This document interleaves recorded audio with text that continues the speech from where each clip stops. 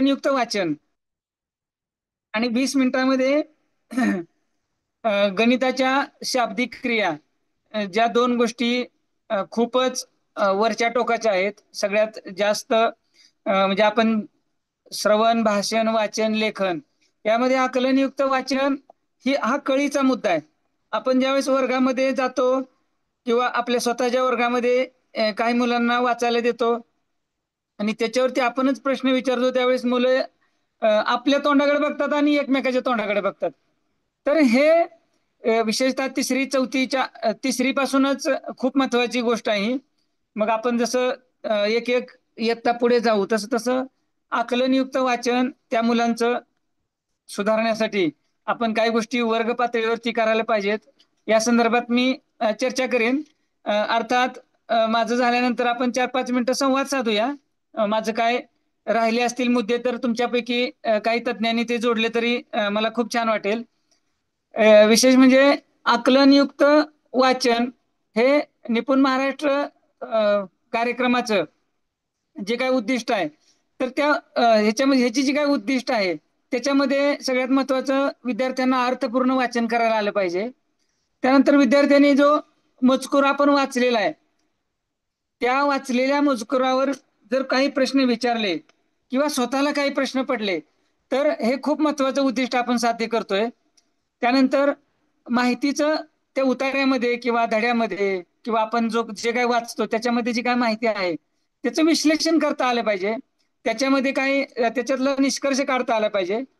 आणि आपण जे वाचतो, आपण वाचलेली भाषा, आपण वाचलेलं जे काही कंटेंट आहे आणि त्याच्यामध्ये असलेला विचार, या दोन्हीतला संबंध ओळखायला आला पाहिजे विद्यार्थ्यांना. हे आकलनयुक्त वाचन ह्या संकल्पनेचं खूप महत्वाचं उद्दिष्ट आहे. आता ही जी वैशिष्ट्ये बघू आपण पहिल्यांदा. निपुण भारत मिशन अंतर्गत हा उपक्रम आपण राबवतो.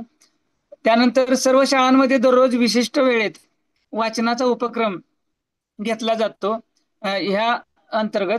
त्यानंतर वाचनासाठी मूल्यांकनाची साधनं आणि मार्गदर्शनाची साधनं ही आपण उपलब्ध केलेली आहेत. वर्गामध्ये ज्या काही पेट्या दिलेल्या आहेत त्याच्यामध्ये हे सगळं साधनं उपलब्ध आहेत.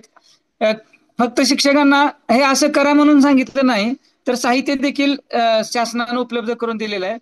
त्यानंतर शिक्षकांचं प्रशिक्षण आणि पालकांची जबाबदारी, महत्वाची भूमिका सुद्धा याच्यामध्ये महत्वाची आहे. आणि वेगवेगळ्या इयत्तानुसार मजकुराची निवड सुद्धा आपण गाईडलाईन ठेवलेल्या आहेत. तर ही वैशिष्ट्ये आहेत. आणि त्यानंतर आपण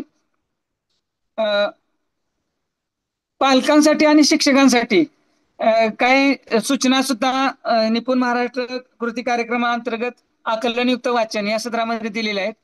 तर समजराचं वाचन घ्यावं, त्यांना द्यावं, कंटेंट द्यावा, त्या मुलांना समजेल असे. किंवा 3री-4थीची मुलं आहेत आणि त्यांना आपण 10वी-11वीचं पुस्तक किंवा वर्तमानपत्रातला एखादा पॅरा दिला तर तो त्यांना शक्य नाही. म्हणून हा एक खूप महत्वाचा विचार तिथं करण्यात यायला पाहिजे. त्यानंतर वाचल्यानंतर त्याच्यावरती संवाद घडायला पाहिजे. केवळ प्रश्न विचारणं हा संवाद नाही, तर काही समानार्थी शब्द आहेत, काही शब्द समूहाबद्दल एक शब्द आलेला असतो, काही शब्दांचे विरुद्धार्थी शब्द, अशा गोष्टींचा तिथं संवाद घडला पाहिजे. आणि फक्त विद्यार्थी शिक्षक यांच्यातली आंतरक्रिया नसून विद्यार्थ्यांमध्ये सुद्धा संवाद करण्याची सवय लावली पाहिजे. या काही सूचना अभिप्रेत आहेत या उपक्रमांतर्गत. आणि सगळ्यात महत्वाचं, प्रत्यक्ष अनुभवात्मक शिक्षणाची जोड आपल्या वाचनाला असायला पाहिजे. किंवा तुम्ही तिसरीला सांगताय, म्हणजे आम्ही तिसरीला सांगतो की वाचनयुक्त लेखन, आकलनयुक्त वाचन करायचं आम्हाला. तर तिसरीच्या मुलांना आपण उगी परदेशातला किंवा ते वस्तीवरच्या शाळेतल्या मुलांना विनाकारण डिजिटल एरियातला एखादा उतारा देऊन ते त्यांना जमणार नाही, कारण पहिल्यांदाच ते वाचणार आहेत मुलं. आणि आपण त्यांना पहिल्यांदा जर डिस्टर्ब करायला गेलो तर ह्या वाचत असताना आकलन करण्याची जी काय त्यांची दृष्टी आहे ती आपण विस्तारित करण्यापासून त्यांना पायबंद घालत आहोत. असं हा एक त्याच्यामधली एक स्पष्ट सूचना आहे. त्यानंतर श्रवण, आता वाचनाची शिडी बघा. श्रवण, भाषण, वाचन आणि लेखन विकसित होत जाते. तर पहिल्यांदा आपण पहिली दुसरी मध्ये त्यांना ऐकायचं जे काय श्रवणाचा जो भाग आहे तो आकलनयुक्त श्रवण ह्याची जर सवय असेल, ज्या शिक्षकाकडे पहिलीपासून वर्ग आहे अ, तर त्या शिक्षकांनी जर विद्यार्थ्यांचा सराव भरपूर घेतलेला असेल, म्हणजे उगी आपण एक काहीतरी उत्तर दिला. आता मी माझ्या वर्गात जे करतो ते सांगतो.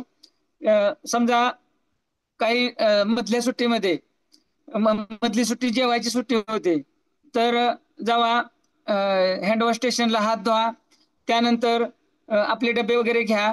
डबे घेतल्यानंतर सगळेजण मिळून अंगत पंगत करा.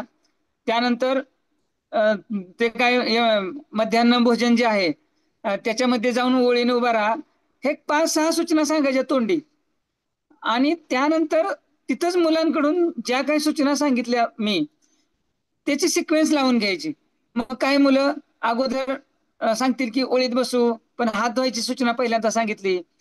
तर ह्या आकलनयुक्त वाचनाकडे जाण्यापूर्वी मी एक आकलनयुक्त श्रवण हे सगळ्यात महत्वाचं सगळ्यात महत्वाची पायरी मी करतो. त्यामुळं पुढं वाचताना किंवा आकलन करताना कुठलं पण एखादं वाचन करताना सुद्धा किंवा निसर्ग चित्र बघायचंय तर बाहेर जायचं वर्गाच्या, आणि काय काय बघितलं बघायचं आणि वर्गात येऊन फळ्यावरती मुद्दे टिपायचे. मग अशा अशा सपोर्टिव्ह उपक्रमामधून आपण विद्यार्थ्यांना हळूहळू धड्याकडे, उतार्यांकडे, त्यानंतर आपण जो आशय देतो त्या आशयाकडे आणि त्याच्या वाचनाकडे लक्ष केंद्रित करत आणायचंय. अचानकच चला आता आपण आकलनयुक्त वाचन हा उपक्रम वर्गात घेत आहोत असं जरी मी म्हणत बसलो तर लेकरं तोंडाकडे बघतील माझ्या, आणि सरांनी नवीनच काय तर कुठं ट्रेनिंग झालेलं दिसतंय सरांचं, आणि मग ते सुद्धा आपलं ऐकून घेतील गुपचूप, आणि दुसऱ्या दिवशीपासून काहीच लक्ष देणार नाही त्या गोष्टींकडे. म्हणून थोडं आपण ह्याची बैठक तयार करायला पाहिजे की अगोदर चित्र वाचन, निसर्गातलं वाचन, त्यानंतर काही सूचना ह्या गोष्टीतून.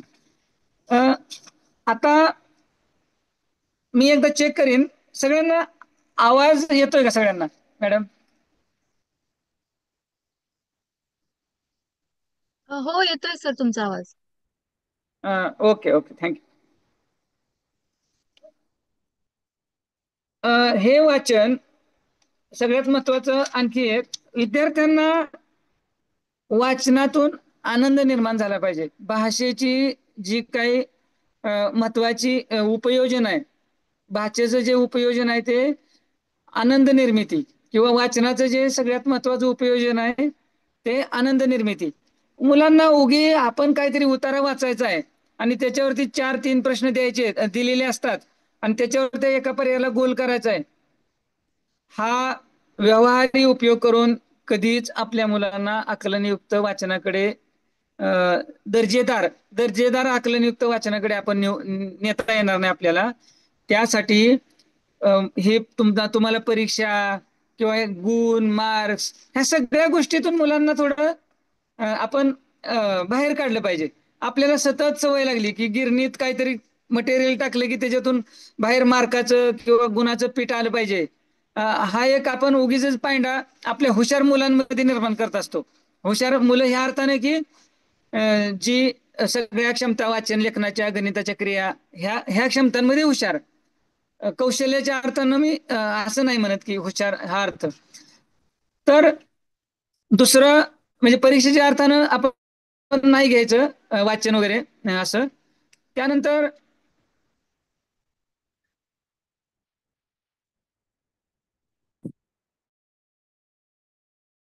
फोन आला होता एक. ठीक आहे. आता काही पद्धती पुढे जाताना मी काही 1-2 एखादा उतारा मी आपल्याला सांगेन, किंवा जर मला स्क्रीन शेअर करायची परमिशन दिली तर मी एखादी स्क्रीन शेअर करीन उतार्याची. तोपर्यंत मी तुम्हाला काय प्रकार सांगतो, काय पद्धती सांगतो की आपण आकलनयुक्त वाचन आपण घेताना ज्या पद्धतीनं काय ठोकळ पद्धती माझ्या वर्गात मी घेतो त्या, आणि मी थोडे मुद्दे काढले मॅडमचा परवा फोन झाल्यापासून 2-3 दिवसापासून, आणि त्याच्यानुसार अगोदर विचार करायचा की आपण जे वाचणार आहे ते नेमकं काय आहे, कुठला विषय आहे, त्याच्यावरती थोडं एक 7-8 पानाचा जरी 8 ओळीचा जरी उतारा असेल तरी नेमका काय आहे ह्याच्यावरती थोडा विचार करायचा. किंवा मित्रांकडून किंवा विद्यार्थ्यांची चौकस बुद्धी जागृत करायची की हा उतारा नेमका कुठल्या विषयावर आहे. जर हे कळलं ना, मग मुलांना वाचताना आकलन करण्याची सवय ऑटोमॅटिक थोडी लागत जाते. त्यानंतर मौन वाचन, शांतपणे आणि आवाज न करता प्रत्येक अ, शब्द आणि वाक्यातलं प्रत्येक शब्द आणि प्रत्येक वाक्य ह्याच्यावर करण्यासाठी तुम्हाला मौन वाचन गरजेचं आहे. आपण जे मोठ्या आवाजात वाचतो ना, मोठ्या आवाजात वाचत असताना मुलं उच्चारावरती खूप लक्ष केंद्रित करतात. किंवा माझं एखादं अक्षर चुकतंय काय, जोडाक्षरयुक्त शब्द असेल तर माझा चुकतोय काय, ह्याच्यावरती केंद्रित करण्यामुळे त्यांचं कॉन्सन्ट्रेशन आहे ना, ते दुसरे माझं कसं ऐकतील ह्याच्यावरती जास्त असतं. म्हणून दुसरे ऐकले तर कसं वाचतायत किंवा वर्गात वाचतायत, म्हणजे माझी एखादी चूक झाली तर सर काय म्हणतात काय मला मधून, असं प्रकट वाचनामध्ये काही कॉन्सन्ट्रेशन न राहण्याच्या काही चान्सेस असतात. म्हणून आपण मौन वाच सगळ्यात बेस्ट पर्याय आहे. आणि मौन वाचनाची जी सवय आहे ती सवय मुलांना बसताना थोडं म्हणजे माझ्या वर्गात करतो की मी एकतर मुलांचा पाय पायाला किंवा हात हाताला लागला नाही पाहिजे. कारण ज्या मुलाचं लक्ष नसतं, तो ज्या लक्ष असतं त्या मुलाला उगीच डिवचत असतो, त्याला तिकडे पुढे फळ्याजवळ कळत नसतं काय. पण त्यांच्या त्यांच्या ज्या अंतक्रिया असतात ना त्या इतक्या सूक्ष्म असतात की त्या डिस्टर्ब नाही झाल्या पाहिजे, म्हणजे वाचणारी मुलं डिस्टर्ब नाही झाली पाहिजेत. ह्याच्यासाठी आपण थोडं आणि दुसरं आपण तटस्थपणे स्वतः एखादं पुस्तक आपण स्वतः वाचत बसलं ना, मग मुलं ते सुरू करतात. किंवा पालक मिटिंग मध्ये वगैरे आता बऱ्याचशा विद्यार्थ्यांच्या तक्रारी असतात वर्गातल्या की आई किंवा पप्पा मोबाईल बघत बसतात किंवा पलीकडच्या रूम मध्ये आई टीव्ही बघते आणि आम्हाला वाचायला सांगते. कसं वाचतील मुलं? तसंच आम्ही शिक्षकांनी सुद्धा आमच्या काही पर्सनल गोष्टी असतील किंवा अगदी छोट्या छोट्या जरी गोष्टी असतील तरी त्या टाळल्या पाहिजेत. म्हणजे फळ्याकडे आपण बसलोय तिकडे आपल्या जाग्याला किंवा आपण उभं राहिलोय तर मुलांचं लक्ष असतं. कारण मौन वाचन हा खूप एक साधना आहे. मौन वाचन ही एक बैठक आहे आणि ती बैठक लागण्यासाठी जे जे वर्गात करावं लागेल, सगळ्यात महत्वाचं की मुलं डिस्टर्ब नाही झाली पाहिजेत छोट्या मोठ्या आपल्या हालचालीने किंवा आपल्या ऍक्टिव्हिटीनी, हे सगळं. आणि घरी सुद्धा ह्याच गोष्टी पालकांनी करायला पाहिजेत. त्यानंतर वाचलेल्या गोष्टीचा मुख्य भाग किंवा सारांश काढायची सवय पहिल्यापासून लागली पाहिजे. तुम्ही कुठली पण गोष्ट घ्या, चर्चा करा किंवा एक अशी सवय मुलांना लावायची की एखाद्या मुलानं खोडी केली किंवा एखाद्या मुलाची काही तक्रार आहे दुसऱ्या मुलाबद्दल किंवा अंगणामध्ये कचरा आहे, तो कचरा गोळा करण्यासाठी जे काही टॅक्टिस आहेत आपल्या, किंवा ह्या सगळ्या तुम्ही कुठली पण ऍक्टिव्हिटी पहिल्यांदा केली तर आपण जे केलं त्याचं विश्लेषण काढायची सवय जर मुलांना लावली ना, मुलं ऑटोमॅटिक अशा छोट्या छोट्या गोष्टीतून पुढे जात राहतील.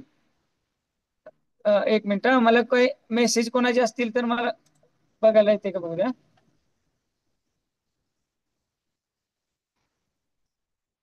सॉरी. जसं मी मागाशी सांगितलं आपल्याला की आकलनयुक्त श्रवण, तसं आकलनयुक्त वाचनासाठी काही छोटे छोटे प्रसंग घडलेले शाळेमध्ये, शाळेच्या बाहेर, मुलं कुठे लग्नाला गेले असतील तिथं त्याने प्रसंग बघितलेला तो सांगत आला असेल तर तो असा चर्चेला घ्यायचा आणि संपवताना असं संपवायचं की आपण ह्याच्यातून काय शिकलो. आणि छोटे छोटे प्रश्न सुरुवातीला आपण तयार करायचे आणि नंतर मुलांना तयार करायला सांगायचे. अशा गोष्टी जर घेतल्या ना मुलांमध्ये आवड तयार होते. पहिल्यांदा जर आपण मुलांना आकलनयुक्त वाचन हा विषय गंभीरपणानं आणि काहीतरी नवोदयच्या किंवा स्कॉलरशिपच्या पुस्तकातले उतारे दिले किंवा आपल्या धड्यातले उतारे दिले आणि त्याच्या खालची प्रश्न उत्तरे विचारत बसलो आपण, तर मुलं फक्त तेवढ्या पुरतं करतात आणि मुलांना जास्त त्यांचं बहुश्रुत होण्याची जी संधी आहे ती संधी आपण त्यांना देत नाही. म्हणून पहिल्यांदा व्यवहारातली उदाहरणं आपण चर्चेला घ्यायची आणि त्याचा सारांश काढायचा. ह्या काही पद्धती होत्या.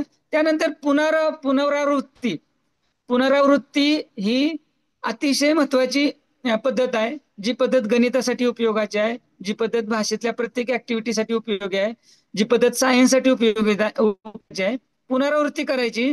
आपण ज्या वाचलेल्या गोष्टी आहेत त्या परत एकदा रिपीट करायच्या आणि त्याच्यावरती नंतरच पुढे जायचं.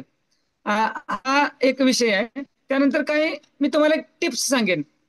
म्हणजे सांगेन म्हणजे मी फार मोठा आहे कुठून तरी तत्वज्ञान किंवा अशा गोष्टीतून तुम्हाला काय टिप्स सांगतोय असं नाही. 30 वर्ष मी माझ्या वर्गामध्ये ज्या काही गोष्टी जे काही छोटे मोठे प्रयोग ह्या 30 वर्षात मला आलेले जे अनुभव आहेत ते अनुभव फक्त मी तुम्हाला सांगतोय. आणि ह्या ह्या गोष्टीतून काही गोष्टी करताना आपल्या काही नकळत चुका सुद्धा होतात आकलनयुक्त वाचनामध्ये. त्या गोष्टी एक एक दोन वाक्य मी एक दोन सांगेन तुम्हाला आणि मग आपण पुढे जाऊया. मुलांना हे सगळं वाचताना किंवा ऐकताना जे झालेलं आकलन आहे, मी मुद्दाम ऐकताना हा शब्द वापरतोय कारण श्रवण झाल्याशिवाय आकलनाकडे वाचनाकडे तुम्ही येऊ नका. आकलनयुक्त श्रवण अगोदर शिकवा म्हणून म्हणतोय. जे काय मुलांना श्रवण किंवा वाचन आकलनयुक्त करताना त्यांच्या स्वतःच्या प्रतिक्रिया घेतल्याशिवाय पुढे जायचं नाही. म्हणजे तुम्हाला काय शिकायला मिळालं? संदीप, तू काय म्हणशील आता ह्या उतार्यावरून? तुला स्वतःला काय वाटतंय? तुम्ही ज्या वेळेस स्वतःला तिथं ठेवायची सवय लावता, स्वतःला आणि मुलांना सुद्धा, कुठं पण कुठल्या पण ऍक्टिव्हिटीमध्ये, आपल्या जगण्याच्या व्यवहाराच्या ऍक्टिव्हिटीमध्ये स्वतःला ठेवण्याची सवय लावता आणि स्वतःचे विचार त्याच्यामध्ये प्रकट करायची त्यांना संधी देता, त्यावेळेसच त्या ऍक्टिव्हिटीला आपल्या स्वतःच्या पातळीवर ते पूर्णत्व येतं. नाहीतर आपल्या मनातल्या गोष्टी मनातच राहिल्या आणि समोर काय पण घडलं तर आपण त्याच्यामध्ये जर नाही उतरलो तर पूर्णत्व येत नाही. आपण काहीतरी खूप मोठा पाऊस पडलाय आणि एका दगड सगळी ओली झाली वरून वरून, परंतु एखाद्या दगडाखाली जसं राहतो ना तसं मनाला कुठंतरी वाटतं. म्हणजे आता एखादं नाटक बघितलंय आणि 4-5 जणांच्या ग्रुपमध्ये जर चर्चा करायची आणि एखाद्याला जर आपण चान्सच दिला नाही चर्चेमध्ये सहभाग घ्यायचा तर त्या पावसाळ्यात वरून भिजलेला दगड खालून कोरडेपणा ही थोडी भावना त्याच्या मनामध्ये येते. म्हणून आपण थोडं त्याचा स्वतःचे विचार व्यक्त करायला आपण सांगायचं आणि समजतंय का नाही हे विचारायचं. विनाकारण मौन वाचन दिलंय आणि आपण बसलोय तर मुलांना थांबवायचं थोडं. ए बाळांनो, तुम्हाला समजतंय का सांगा? समजत नसलं तर मी उत्तरा बदलतो किंवा समजत नसलं तुम्हाला तर जावा तुम्ही थोडं मोकळं होऊन या बाहेरून आणि मग परत आपण हे करू. किंवा समजत नसेल तर जे समजत नाही त्या शब्दाला खाली रेघोडा, अशा काहीतरी गोष्टी करून मुलांना थोडं त्या वाचनाकडे न्यायला पाहिजे. ह्या थोड्या टिप्स मी सांगितल्या तुम्हाला. त्यानंतर आकलनयुक्त वाचनाचं काय फायदं तर मी सांगायची गरजच नाही, सगळ्या जगाला माहित आहेत. परंतु माझ्या परीने मी आपला प्रयत्न करतो. आपली वाचण्याची आणि एकूण समज समठी करण्याची आपला समजूतदारपणा बनवण्याची एक क्षमता माणसामध्ये डेव्हलप होते. त्यानंतर आपली स्मरणशक्ती सुधारते. त्यानंतर आपल्याला नवीन ज्ञान मिळवता येतं. त्यानंतर आपला आत्मविश्वास वाढतो आणि कुठल्या पण घडणाऱ्या घटनेचा आपण ज्यावेळेस अभ्यास करतो त्याच्यावरती निष्कर्ष काढण्याची आपली क्षमता सुधारते. या काही आकलनयुक्त वाचनाच्या या काही फायद्याच्या गोष्टी मी तुम्हाला सांगितल्या. आता मला स्क्रीन शेअरिंगसाठी थोडं मला डिसेबल केलंय, थोडं एबल करता येतंय का मॅडम?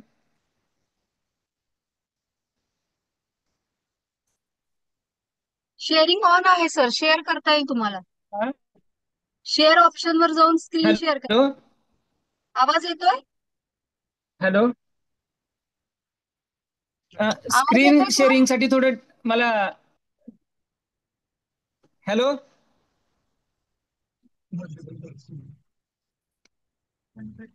बघा सर आलंय का?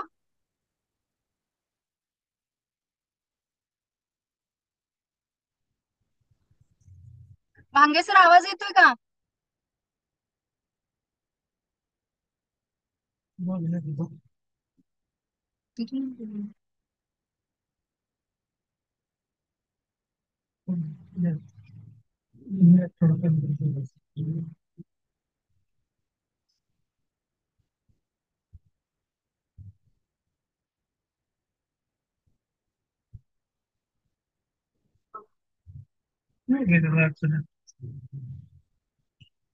भांगे सर आवाज येतोय?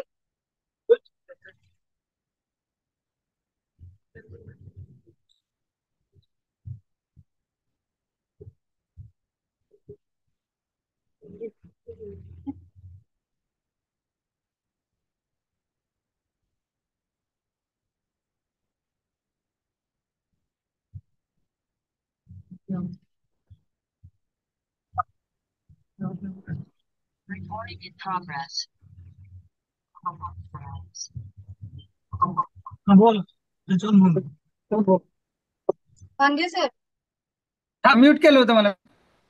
नाही नाही सगळ्यांनाच अनम्यूट केलं. तुम्हाला स्क्रीन शेअर करता येईल तुम्हाला. स्क्रीन शेअर करता येईल तुम्हाला. हा, थँक्यू.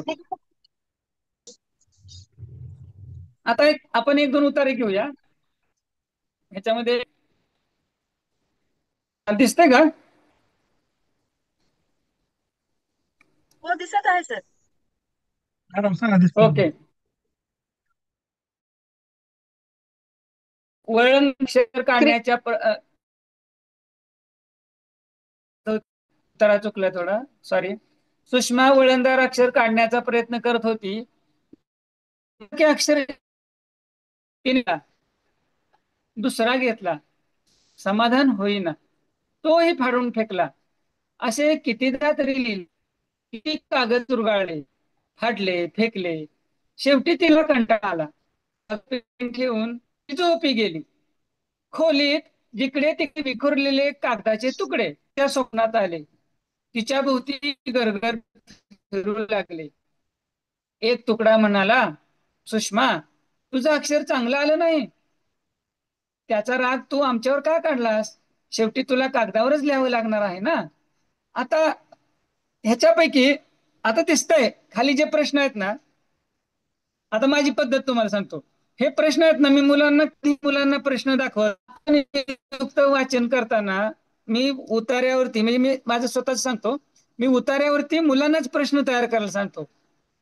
आता सुषमाने काय फाडले किंवा ह्या गोष्टी आहेत ना, त्या पण सांगायच्याच नाहीत किंवा आपण प्रश्न त्यांना विचारायचे नाहीत. जर मुलांना आपण उतार्यावरती प्रश्न विचारायला जर तयार करायला सांगितले, तर त्याचं उत्तर सुद्धा अगोदर त्याच्यामध्ये तयार होत असतं.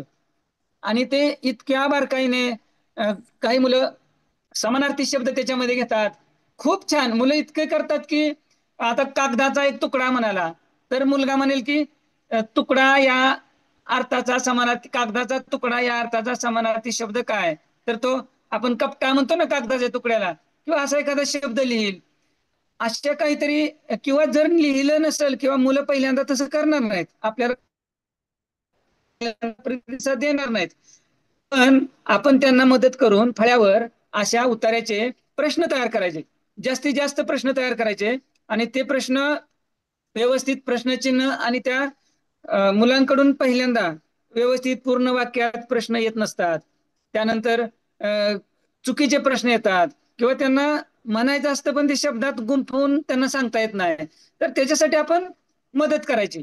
म्हणजे ही मुलं आपल्याला व्यवस्थितपणे, म्हणजे उतार्यावरचे, मी तुम्हाला टिक करीन माझ्या अनुभवातून, उतार्यावरचे प्रश्न स्वतः विचारण्यापेक्षा कुठले तरी आयते त्यांना सोडवायला देण्यापेक्षा मुलांना अगोदर प्रश्न तयार करायला आपण सांगूया.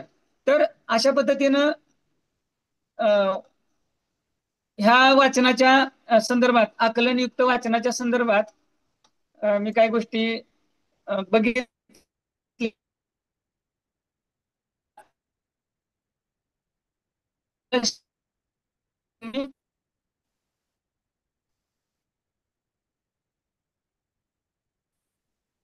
हो, ओके. आता आपण, मी तुम्हाला सगळ्यांना विचारेन किंवा कोणीतरी एक प्रतिनिधी म्हणून सांगा, आपण आकलनयुक्त वाचन आणि गणिताची शाब्दिक उदाहरणे हे दोन सलग घेऊन त्याच्यावरती एक काही मिनिटं चर्चा करूयात का? आपण अगोदर आकलनयुक्त वाचनावर चर्चा करूयात थोडी 5 मिनिटं. तुम्ही सांगा त्याप्रमाणे. सर, कुणाला आकलनयुक्त वाचनावर काही बोलायचं असेल किंवा काही शंका असतील तर त्यांना विचारू द्या आधी. ठीक आहे. सरांनी आत्ताच आपल्याला आकलनयुक्त वाचन किंवा टप्प्याटप्प्याने आपण वाचन कसं सुधारायचं आहे मुलांना, अचानक त्या टप्प्यावर नेऊन न ठेवता पायरी पायरीने आपल्याला कसं जाता येईल आणि आकलन म्हणजे काय, त्यासाठी श्रुतलेखन सुद्धा कसं महत्वाचं आहे, श्रवण कसं महत्वाचं आहे हे त्यांनी सांगितलेलं आहे. तर याबाबत कोणाला काही शंका असेल किंवा काही त्याच्यामध्ये ऍड करायचं असेल तर करू शकता. सगळे अनम्यूट आहेत, अनम्यूट होऊन बोलू शकता.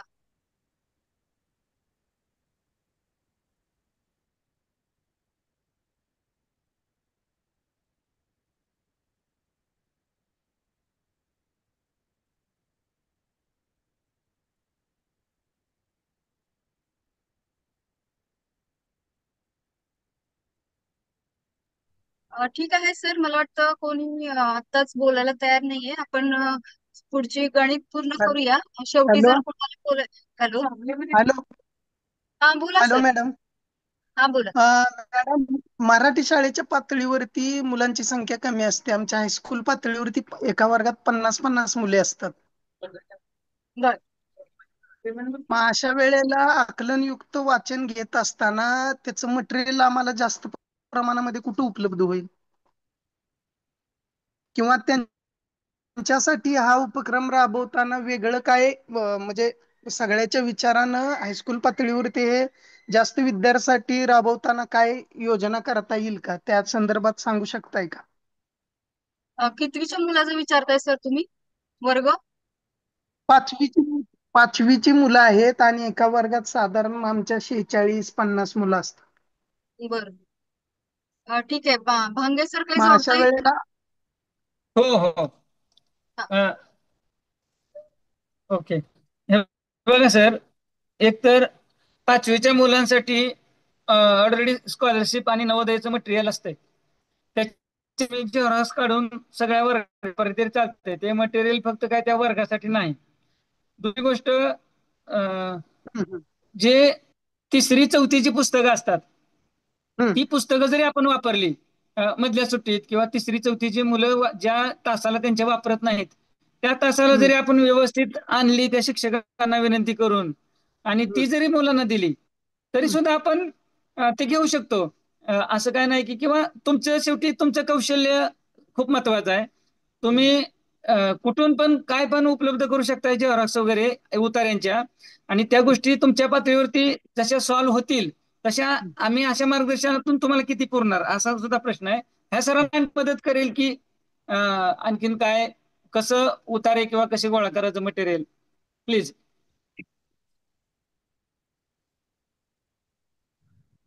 आकलनयुक्त वाचन मध्ये आकलन म्हणजे त्या उतार्यावर किंवा त्या पॅराग्राफ असेल किंवा तो पाठ असेल किंवा कोणतीही प्रकारची भाषायुक्त माहिती असेल तर त्याच्यामधल्या शब्दांचा अर्थ आणि एकंदरीतच ती थीम काय आहे किंवा संकल्पना काय आहे, मग त्यांनी काय दिलेलं आहे, काय त्यांचा हेतू आहे हे समजणं म्हणजे आपण आकलन असं म्हणतो. तर ते आकलन समजण्यासाठी आपल्याला विद्यार्थ्यांना आधी शब्दांपासून सुरुवात करणं अपेक्षित आहे की प्रत्येक शब्दाचे अर्थ काय आहेत. तर उदाहरणार्थ आम्ही निपुण महाराष्ट्र कृती कार्यक्रम मध्ये प्रश्न विचारला, त्याचं उत्तर आलं म्हणजेच आकलन असं नाही. त्या उत्तरामध्ये अटळ हा शब्द आहे आणि त्या विद्यार्थ्याला अटळचा अर्थ जर सांगता येत नसेल तर त्याचं आकलन झालेलं नाही. त्यामुळे सरांनी मगाशीच सांगितलं होतं आपल्याला, इयत्ता 1ली ते 5वी असलं किंवा 5वीचा वर्ग असला 7वीचा वर्ग असला तरी पण आकलन होणं म्हणजे काय, तर त्या उतारातला प्रत्येक शब्दाचा अर्थ त्या विद्यार्थ्याला आला पाहिजे. तर शिक्षकांनी शिकवताना पाठच्या पाठ न घेता प्रत्येक उतारा व्यवस्थितपणे आकलनयुक्त घेणं म्हणजे त्या प्रत्येक उतार्याचा अर्थ त्यांना सांगणं अपेक्षित आहे आणि तो उतारा काय आहे किंवा त्या पाठाचा उद्देश काय आहे, हेतू काय आहे हे जर विद्यार्थ्यांना कळलं तर निश्चितच छोट्या शब्दांपासून ते मोठ्या पर्यंत म्हणजे तात्कालिक उद्दिष्ट आपल्याला त्यांना सांगता येतील आणि मग आकलनयुक्त वाचन आपण घेऊ शकतो. अर्थातच त्याच्यामध्ये लेखन सुद्धा आहे, ते सुद्धा महत्वाचं आहे. सध्या आपण वाचनावर बोलत आहोत, वाचनावरून मग आपण लेखनावर जात आहोत. त्यासाठी पाठ आणि कविता यांचाही संदर्भ आपण घेणं गरजेचं आहे. आणि आताच सरांनी सांगितलं की स्कॉलरशिपचं बरंच मोठं साहित्य उपलब्ध आहे, पण स्कॉलरशिप पेक्षा आपल्या अवांतर पुस्तकं जी वाचण्यासारखी आहेत, कथा कादंबरीच नव्हे तर विविध आहेत, चरित्र आहेत किंवा मोठमोठ्या व्यक्तींवर दिलेली आहेत, अशा प्रकारची छोट्या मुलांसाठी सुद्धा पुस्तकं उपलब्ध आहेत. थोडस आपण अक्का बळवंत चौक पुणे येथे गेलो तर आपल्याला बऱ्याच प्रकारचं साहित्य तिथं उपयुक्त आहे असं मिळून जाईल.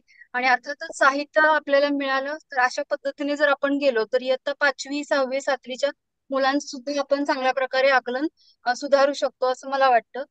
आणखी कोणाला काही असेल शंका तर विचारा, अन्यथा आपण गणिताकडे वळूया.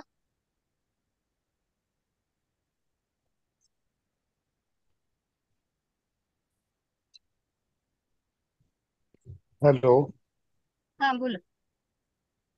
आता तुम्ही जे म्हणला की साहित्य कुठं उपलब्ध होईल, हा. तर अध्ययन निष्पत्ती जर आपण ऑनलाईन म्हणजे नेटवर जर तुम्ही गुगलवर जर ओपन केलं तर त्या संदर्भात बऱ्यापैकी ती माहिती उपलब्ध होते. तुम्ही जर ती PDF डाउनलोड केली तर त्या संदर्भातली आपल्याला जे काही उतारे असतील, प्रश्नावली असेल किंवा छोटे छोटे वाक्य असतील ते आपल्याला त्यामध्ये बघायला मिळतात. त्या पद्धतीने मी डाउनलोड करून घेतलेले आहेत आणि त्याच्या प्रिंट काढलेले आहेत मी. अध्ययन निष्पत्ती क्रमांक 1, अध्ययन निष्पत्ती क्रमांक 2. उदाहरणार्थ आता मी एक सांगतो. अध्ययन निष्पत्ती क्रमांक 1, ऐकलेल्या वाचलेल्या साहित्याचे विनोदी, साहसी, सामाजिक विषयावरील कथा इत्यादी विषय घटक ना चित्र पात्र व शीर्षक याबाबत चर्चा करतात. म्हणजे अशा पद्धतीचे काही उतारे आहेत. एक उतारा दिलेला आहे. बावची गावचा बंडू शांत व कष्टाळू शेतकरी. आपण भलं आणि आपलं काम भलं असा त्याचा स्वभाव. सगळ्या गावात त्याचा म्हणजे अशा पद्धतीचे जे काही उतारे आहेत ते उतारे आपल्याला त्यातून डाउनलोड करून घेता येतात आणि त्या पद्धतीने बरोबर. आपल्याला साहित्य उपलब्ध होऊ शकतं. साहित्य बरोबर आहे सर. फक्त हे आपल्याला काय आहे अपेक्षित की तर आकलन होणं अपेक्षित आहे. हे जे आता साहित्य तुम्ही सांगितलं ते निरीक्षण करून सांगतो किंवा चित्रावरून वर्णन सांगतो किंवा लेखन त्याचं कसं आहे हे आपण बघू शकतो, परंतु जर आपल्याला आकलन सुधारायचं असेल तर या पद्धतीने नाही, आपल्याला आता मी हा. मॅडम बरं का मॅडम, मी काय सांगितलं की आता आपल्याला ते मटेरियल कुठं उपलब्ध होईल हा, हा. ते मी सांगितलं. आपल्याला कुठून डाउनलोड करता येईल, मुलांच्यासाठी आपल्याला उतारा वगैरे कुठून डाउनलोड करता येतील करेक्ट. ते तुम्हाला फक्त सांगितलं. ते तुम्ही म्हणताय ते बरोबर आहे, हा. पण मटेरियल कुठं म्हणजे ऑनलाईन सुद्धा तुम्हाला मटेरियल उपलब्ध होते हे मला सांगायचं आहे. ऑनलाईन उपलब्ध आहे. फक्त आपल्याला मुलांच्या हातात पुस्तकं जर अपेक्षित असतील तर ते जरा थोडस आपल्याला शोध घेऊन त्याचे पुस्तकं कृती अपेक्षित पुस्तिका, आहे. ऑनलाईन कृती पुस्तिका मिळते त्याच्या संदर्भात. चालेल, ठीक आहे. आपल्याला गणिताचं सुद्धा पूर्ण करायचं आहे, आपल्याकडे वेळ कमी आहे. भांगे सर, आपण थोडस गणिताचं सुरू करूया आणि उर्वरित शंका समाधान शेवटच्या 5 मिनिटात घेऊया. भांगे सर. हा हा, थँक्यू सर. तुम्ही जे ऑनलाईन सांगितलं ऑनलाईनचा मार्ग त्याबद्दल सगळ्यांच्या वतीनं आभारी आहोत आम्ही. दुसरं गणित. आता गणितामध्ये आपण ज्यावेळेस क्रिया करत असतो कोणाचा स्पीकर, थोडं स्पीकर अनम्यूट म्यूट करता का प्लीज? हा, मी हा अनम्यूट करते, पुन्हा तुम्ही स्वतःला अनम्यूट कराल. हा, गणिताच्या क्रियेमध्ये सगळ्यात भारी. सर अनम्यूट करा आणि बोला.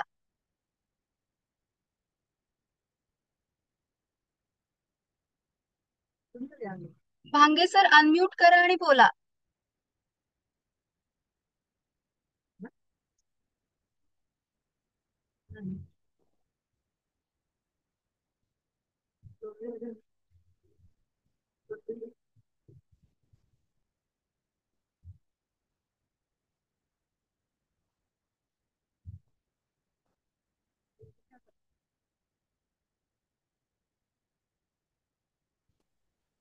हा, प्रॉब्लेम आला की मीटिंग मधून लिव्ह होऊन परत जॉईन झालं ना प्रॉब्लेम हा, संपतो. ठीक आहे. ठीक आहे. शाब्दिक उदाहरण हा अत्यंत इंटरेस्टिंग भाग आहे. जर आपण शिक्षकांनी हा भाग इंटरेस्टिंग आहे हे स्वतः समजून घेतलं आणि स्वतःच्या अनुभवातून जर मुलांना मदत केली तर त्याच्या इतकं गणित सोपं मुलांना होणार नाही. आणि शाब्दिक उदाहरणं समजणं हे गणिताचं टोक असतं त्यांच्या सगळ्या व्यवहारातलं जीवनातलं. कारण ज्या वेळेस आमची आणि शाब्दिक उदाहरणं न समजणं ह्याचं एक उदाहरण सांगतो. ज्या वेळेस मुलं 10वी 12वी किंवा पदवीधर होतात आणि घर बांधण्यासाठी एखादा मिस्त्री येतो आणि एवढ्या बाय एवढ्याची रूम आहे, तुम्ही सेंटीमीटर मध्ये आता फुटामध्ये मिस्त्री लोकांचा माप आहे, आणि फरशी एवढ्या बाय एवढ्याची आहे, तर ह्या घरात किती फरशा बसतील हे आमच्या 12वीच्या पदवीधर झालेल्या मुलाला सुद्धा सांगता येत नाही. ह्याच्या सगळ्यात मोठा ड्रॉबॅक काय झालेला असतो की शाब्दिक उदाहरणं त्याला समजलेली नसतात. त्यामुळं ही मुलं व्यवहारामध्ये कमी पडतात. मग तिथून त्यांना रिवर्स आणता येत नाही किंवा ते शक्यच नसतं ह्या सगळ्या जगण्याच्या धावपळीमध्ये. म्हणून जर 3री पासून आपण, तसं पहिलीपासूनच कुठली पण क्रिया आपण सुरू करतो, पण 3री पासून जाणीवपूर्वक जर लक्ष दिलं शाब्दिक उदाहरणाकडे तर मुलांना ह्या गोष्टी खूप समजतील. तर शाब्दिक उदाहरणामध्ये काही गोष्टी टिक करायच्या ते मी थोडक्यात सांगतो. आता आपल्याकडे खूप वेळ कमी आहे. विद्यार्थ्यांना काय प्रश्न विचारलाय हे ओळखायला अगोदर शिकवायला पाहिजे, की त्या प्रश्न विचारण्याच्या डोक्यात काय आहे तुला विचारायचं ते अगोदर त्याला ओळखायला शिकवायला पाहिजे. आणि त्यानं काय दिलेलं आहे, प्रश्न विचारत असताना त्या प्रश्नामध्ये काय दिलंय आणि काय विचारलंय हे वर्गीकरण सरसकट पहिल्या निरीक्षणामध्ये आलं पाहिजे. हे परत आकलनयुक्त वाचन मागाशी झालं ना त्याचाच हा जोडून पदर पुढे आलेला आहे. म्हणजे त्याच्यात काय दिलंय तुम्हाला आणि काय विचारलंय ह्या दोन गोष्टी सरळ सरळ विभागता आल्या पाहिजेत. त्यानंतर मुख्य जी काय संज्ञा आहे त्याच्यामध्ये ती ओळखायला आली पाहिजे. म्हणजे ती कसं संज्ञा कुठली, एकूण, कमी, जास्त, वाढ, उतार, चढ, नफा, तोटा, जास्त मिळाले, कमी मिळाले, ह्या ज्या गोष्टी आहेत ना, किती टप्प्याने वाढ, किती जणात वाटले, ह्या संज्ञा त्या संज्ञा त्यांना सगळ्यात महत्वाचं त्या कळल्या पाहिजेत. म्हणून पहिल्यांदा आपल्या अभ्यासक्रमामध्ये असं अभिप्रेत आहे की चित्र किंवा आकृतीचं वाचन करता येणे. मी त्याच्या पुढं एक टप्पा जाऊन असं सांगेन की मी जे करतो ते मी सरळ असलं काय आलं ना गणित शाब्दिक उदाहरणाची वगैरे सरळ लेकरांना बाहेर काढायचं, ग्राउंड मधली सगळी झाडं मोजा म्हणायचं, मग त्याच्यातून वर्गीकरण करायचं. मग लिंबाची झाडं किंवा हे आपल्या करंज्याची झाडं, तर लिंबाची झाडं करंज्यापेक्षा किती जास्त आहेत किंवा करंज्याची झाडं लिंबापेक्षा किती कमी आहेत, एकूण झाडं किती आहेत. मग ह्या सगळ्या गोष्टी जर केल्या आणि मुलं आपल्याकडे एवढे आहेत तर चला तुम्हाला यातली कुठली पण असू त्या झाडं तुम्हाला वाटायची, असं चित्र आकृती वापरणं आपल्याला बंदिस्त वर्ग सगळ्याच शाळांचं इन्फ्रास्ट्रक्चर किंवा सगळ्या शाळांची भौगोलिक किंवा भौतिक जी गरज आहे ती भागलच अशी नाही. मी माझ्या स्वतःच्या उदाहरणावरून भागलच अशी नाही, पण अशा पद्धतीचं वातावरण वर्गामध्ये सुद्धा आपण चित्र आकृती देऊन तयार करू शकतो. त्यानंतर उदाहरण सोडवायची सवय लावून घे मुलांना, लावायची. म्हणजे कसं आहे, त्यांनी खूप छान गणित दिलं, म्हणजे हे दिलं होतं. तर ते जे गणित होतं त्या गणितामध्ये अगोदर बेरीज करायची होती आणि नंतर वजाबाकी करायची होती. पण हे जे टप्पे आहेत ना ते टप्पे तुम्हाला दिलेली माहिती समजल्याशिवाय पाडता येत नाहीत. काश लगाते त्यानंतर ज्या कृत्या आहेत, जरा माईक म्यूट करता का प्लीज. डाल के साले गणिताच्या ज्या कृत्या आहेत त्या कृती मोटर की आवाज, हर मोटर की आवाज अलग अलग है. जस्मिन कार मॅडम की तुमचा आवाज व्हीकल की येतोय. आवाज है, कौन सी सिस्टम की कार है वो, कौन सी सिस्टम की कार है, ये मोटर की आवाज आते अलग आवाज. ढुमुक इसकी डर डुबा करके चालू फट फट फट ये पदार्थ भांगे सर अनम्यूट होऊन बोला.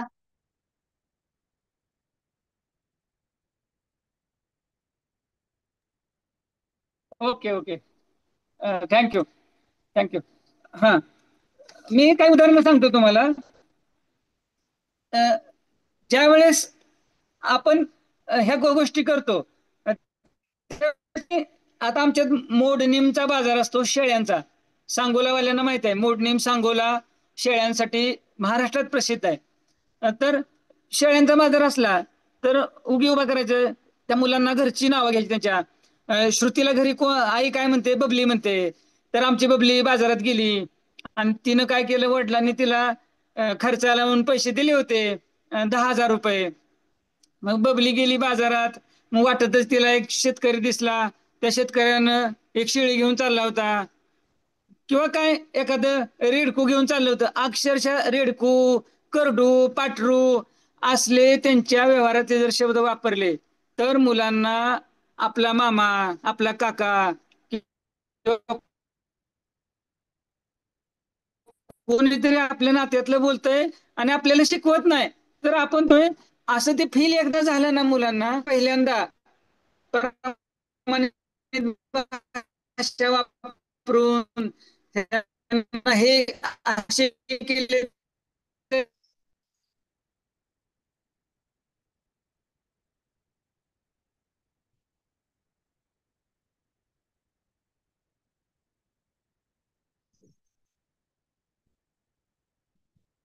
कसं होतं. मग बबली गेली आमच्या बाजारला, मग तिने एक करडू घेतलं किंवा पाटरू घेतलं 10,000. पप्पांनी तिला आदल्या दिवशी पैसे दिले ते खर्चायला. मग ती घेऊन आली पाटरू. मग संध्याकाळी एक शेजारीने आली, बबलीला म्हणली चांगला आहे पाटरू, मग मला देते का तू? मग बबली म्हणली नाही बाबा. मग ती म्हणली अगं तुला साड्या मी. मग 11,500 म्हणल्यावर बबली विचारत पडली. मग आपण मुलांना विचारायचं, जर बबलीला 10,000चं पेट्रोल शेजारीन 11,500 मागते तर तिने द्यावं का ना द्यावं रे? मग कोण मुलं म्हणतात देऊ नये, मग देऊ नये म्हणणार, द्यावं द्यावं, तर द्यावं जे म्हणणारी मुलं आहेत आणि त्याचे एक्सप्लेन करतात अफाट असतं. तुम्हाला सांगतो, जी पण कुठली पद्धत असेल शिकातली, गणितातली, ह्या जर पद्धती तुम्ही मुलांच्या डोक्यातल्या काढून घेतल्या ना, इतक्या अफाट असतात. मुलं खूप तिरसट विचार करतात आणि उत्तर बरोबर काढतात. अशी वर्गात बेंचवर मुलं असतात. तर त्या मुलांच्या डोक्यातून जर ते काढलं ना, हे बघा सर, त्या बबलीने जर पाठवू दिलं तर तिला 1,500 रुपये जास्त येतात. मग काय वाईट आहे? मग पहिले 10,000 नाही 1,500, 10,000, 1,500 आणि 11,500 त्या 3 संख्या आपल्याला मिळतात. त्या 3 संख्या फळ्यावर लिहायच्या. मग पहिल्यांदा फायदा म्हणायचं, जास्ती आलं म्हणायचं, आपला लाभ झाला म्हणायचं. असे समांतर शब्द वापरून त्यांना परत नफ्यावर आणायचं.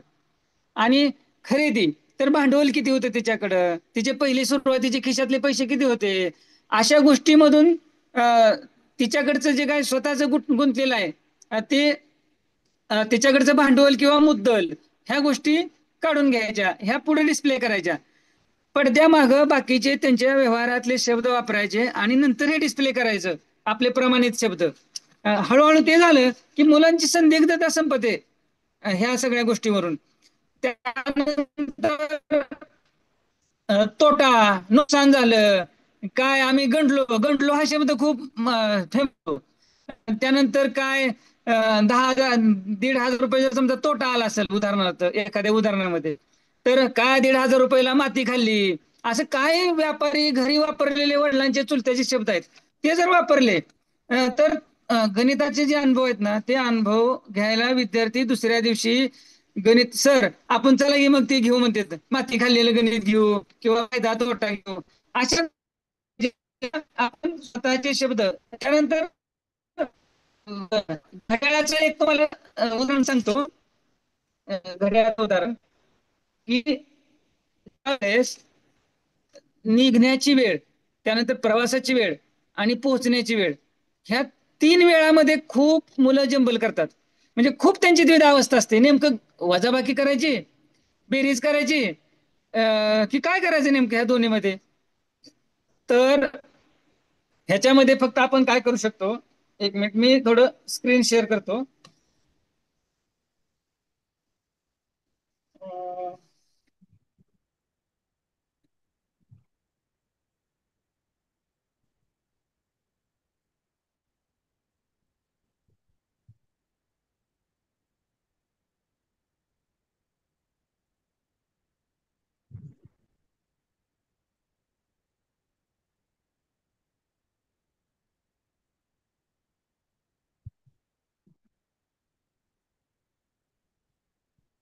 ओके, हा व्हाईट बोर्ड तुम्हाला पहिल्यांदाच मिळाला आहे. सॉरी.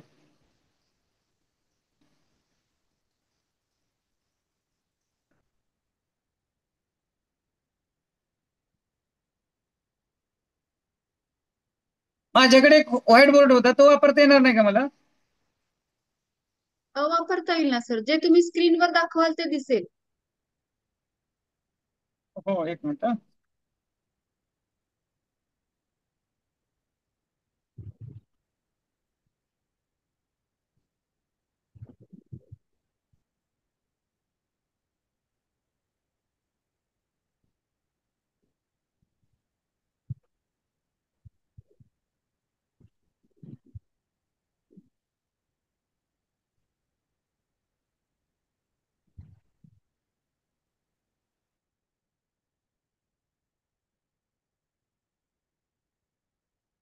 ठीक आहे, मी तुम्हाला सांगेन, सांगत सांगत जर ओपन झालं ठीक, नाहीतर आपण त्याच्यात फार नाही गुंतू. ठीक आहे, मी स्क्रीन शेअर थांबवतो. हा. एक असा तक्ता करूया, कोण करेल का मी सांगतो तसा?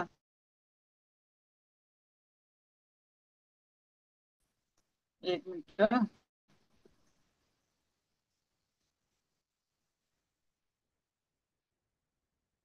सर तुमचं मोबाईलचा बॅक कॅमेरा ऑन करून सुद्धा तुम्ही कागदावर दाखवू शकता, शेअर होत नसेल तर.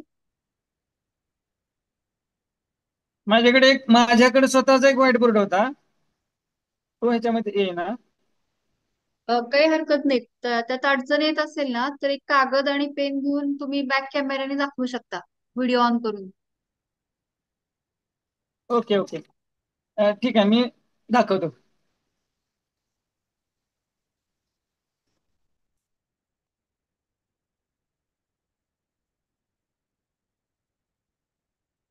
थोडक्यात आपण तीन काय करायचे, तीन कॉलम करायचे. त्याच्यामध्ये खरेदी, विक्री, सॉरी, 4 कॉलम, खरेदी, विक्री, नफा, तोटा, हे करायचे. आणि त्याच्यामध्ये एकाच पट्टीतली उदाहरणं विचारायची नाहीत. मी तुम्हाला घड्याळाचं उदाहरण, म्हणजे आता उदाहरण घड्याळाकडे येतो. आता मी समजा रामा पंढरपूरला तिसंगीवरून सायकलवर निघाला सकाळी 7:15 वाजता, आणि त्यानं 1.25 तास प्रवास केला आणि पंढरपूरला पोहोचला. तर तो किती वाजता पोहोचेल? हे एक उदाहरण झालं. त्यानंतर दुसरं उदाहरण द्यायचं, रामा सकाळी लवकर पंढरपूरला सायकलवर निघाला आणि त्याला आज 2 तास लागले आणि तो तिथं 11:30 वाजता पोहोचला पंढरपूरला. तर तो किती वाजता निघाला असेल? हे डबलच झालं का? किंवा रामा एवढ्या वाजता निघाला, एवढा प्रवास केला, तर किती वाजता पोहोचेल? एकच गणित 3 प्रकारचं घ्यायचं आणि त्याच्यामध्ये काही टॅक्टिस आहेत, तर त्या टॅक्टिस वगैरे आपण स्वतः डेव्हलप केल्या. आणि कुठलं पण शाब्दिक उदाहरण आपण स्वतः आपल्या डोक्यात भिनल्याशिवाय मुलांना सांगायचं नाही. आणि आपण त्याच्यामध्ये इतकं, जुनी माणसं बघा, जुनी माणसं गावाकडच्या गप्पा, एवढं सैन्य आलं तर एवढं हे झालं तर काय होईल, अशी जी गणित सांगतात ना, आपण आता नव्या पिढीनं थोडं अपडेट होऊन ह्या मुलांसाठी काही स्वतःची सुद्धा क्रिएटिव्हिटी दाखवली पाहिजे, आपण केलं पाहिजे. आणि ते जर केलं तर मुलं गणिताचे तास बंद करा म्हणणार नाहीत, गणिताचा तास. आता हे झालं, ह्या गणिताचे काही पॅटर्न झाले. आता शेवटचे फक्त मी 2च मिनिटात सांगतो आणि मी थांबवतो. आपण जसं मी तुम्हाला आकलनयुक्त वाचनामध्ये स्वतः प्रश्न तयार करायला आले पाहिजेत उतार्यावरती हे सांगितलं, तसं मी इथं हे सांगेन की मुलांना गणित सोडवायला काय मुलं कोण पण सोडवतील, आपण कोण पण त्यांना देऊ, हे काय साच आहे, साच आहे.